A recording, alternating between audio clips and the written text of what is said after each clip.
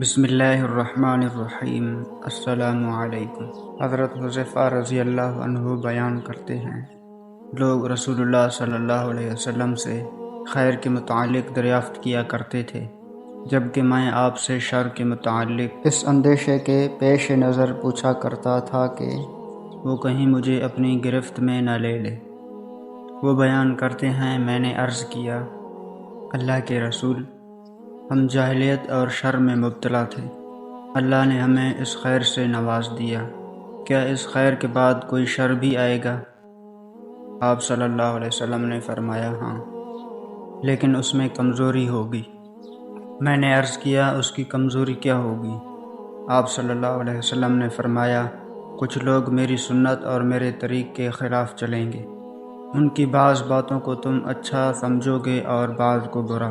میں نے عرض کیا، کیا اس خیر کے بعد شر ہوگا؟ آپ صلی اللہ علیہ وسلم نے فرمایا، ہاں، ابواب جہنم پر دعوت دینے والے ہوں گے، جس نے ان کی دعوت قبول کر لیا وہ اس کو اس میں پھینک دیں گے۔ میں نے عرض کیا، اللہ کے رسول صلی اللہ علیہ وسلم ان کا تعارف کروا دیں۔ آپ صلی اللہ علیہ وسلم نے فرمایا، وہ ہمارے ہی قبیلے سے ہوں گے اور وہ ہماری زبان میں کلام کریں گے۔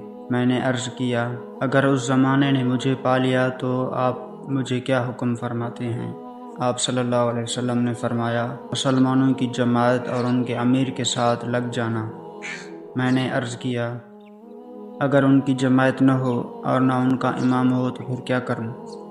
آپ صلی اللہ علیہ وسلم نے فرمایا، ان تمام فرقوں سے الگ ہو جانا، خواہ تمہیں درخت کی جڑیں چبانی پڑیں، حتیٰ کہ تمہیں اس حالت میں موت آ جائے۔